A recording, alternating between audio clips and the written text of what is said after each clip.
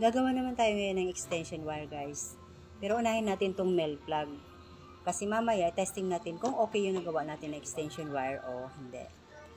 Okay. Bumili nga pala ako kanina ng mga materyales, 4 yards na wires.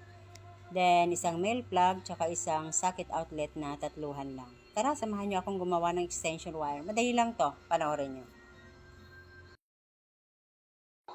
Maglagay tayo ng 2 wires sa 2 terminal. Ayan. Fix natin yan. Ayan. Dapat naka-flat siya. Para madali natin siyang mailak mamaya.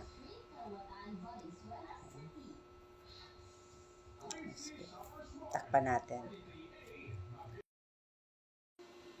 Okay. Malapit na to, i-fix lang natin tong 2 screw.